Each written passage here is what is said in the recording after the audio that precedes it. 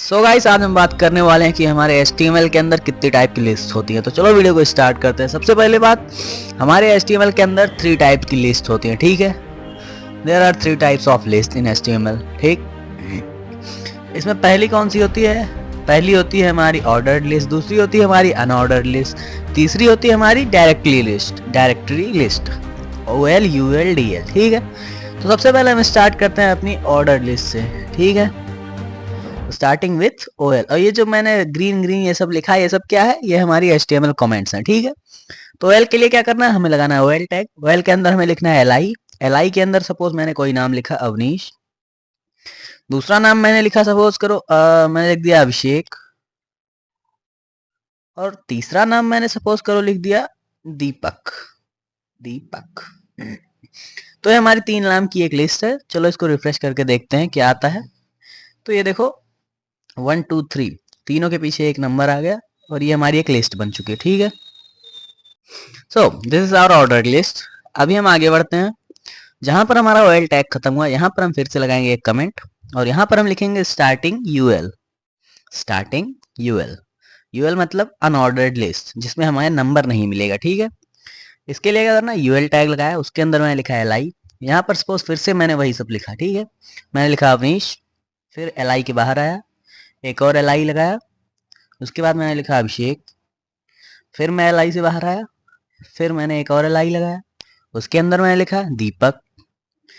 उसके बाद जाकर मैं पेज को रिफ्रेश करता हूँ तो देखो क्या होता है। ये हमारे 3 डॉट्स हो गए, यानी कि इसमें कोई ऑर्डर नहीं है, ठीक है। इस लिस्ट में कोई ऑर्डर नहीं है, ये तीनों डॉट बने हैं, इसमें कोई नंबर नहीं है कि पहले पर अवनीश दूसरे पर अभिषेक, कुछ नहीं है, सिर्फ डॉट्स बने हैं, ठीक है।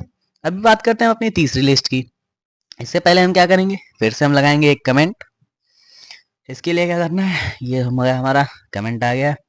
यहाँ पर हम क्या लिखेंगे? स्टार्टिंग DL, यानी कि डायरेक्टरी लिस्ट। चलो यहाँ पर हम क्या लगाएंगे? DL के अंदर हम क्या लगाएंगे? DT, directory terms. इसके अंदर हमने लिखा अवनीश, नीचे मैंने लिखा DD, यानी कि डायरेक्टरी डिस्क्रिप्शन। यहाँ पर मैंने लिखा I am a human। चलो रिफ्रेश करके देखते हैं। देखो ये आ गई हमारी डिस्क्रिप्शन लिस्ट। देखो अवनीश, उसके नीचे मेरा डिस्क्रिप्शन दिया है I am a human। अगर हम इससे ज्यादा और भी ज्यादा चाहते हैं तो इसके लिए क्या करना है? सिंपली हमें DD के नीचे आना है, एक और DT लगाना है। यहाँ पर मैंने सपोज करो लिख दिया अभिषेक, फिर इसके अंदर आया, हमने नीचे एक और DD लगाया, उसके बाद मैंने लिख दिया he is a web developer.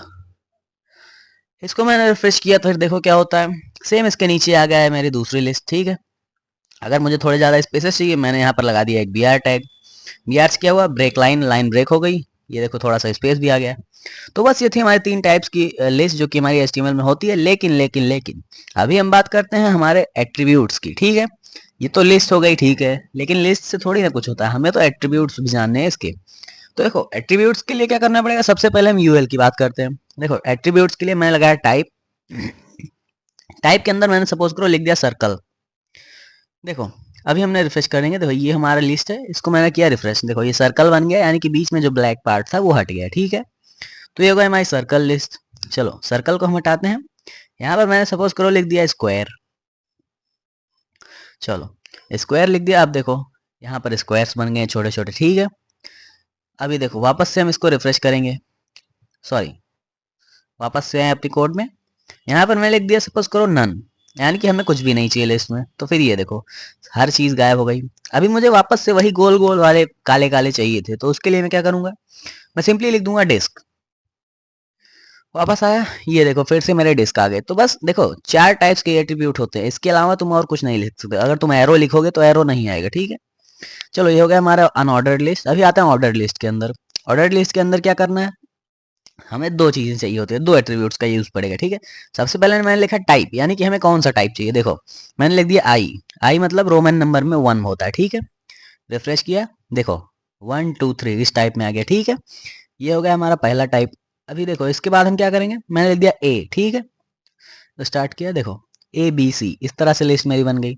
अभी हम चाहते हैं कि जो हमारा ये पेज है सॉरी ये जो लिस्ट है, इसके अंदर क्या हो। देखो मैंने C लिखा और मैंने चाहा कि मैं C से स्टार्ट करूं प्लीज, तो फिर ये स्टार्ट नहीं हुआ। सपोज मैंने A लिखा, तब भी नहीं हुआ कुछ। तो देखो मैं चाहता हूँ मेरी लिस्ट बी से स्टार्ट हो या जेड से स्टार्ट हो या 4 से स्टार्ट हो, तो इसके लिए क्या करना पड़ेगा? देखो 1 2 3 है, मैंने लगाया, कुछ हुआ नहीं इससे, ठीक है।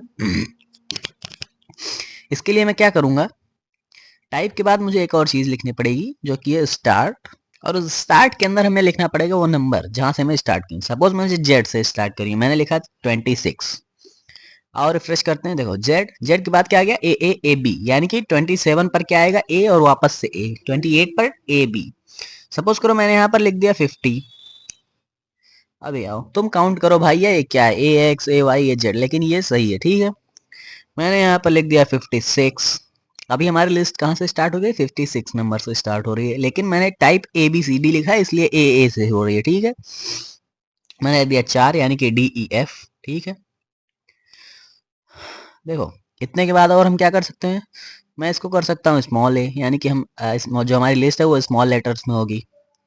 देखो डी ई एफ, मैंने स्टार्ट को हटाया और यहाँ पर मैंने 1 कर दिया, देखो ए बी सी।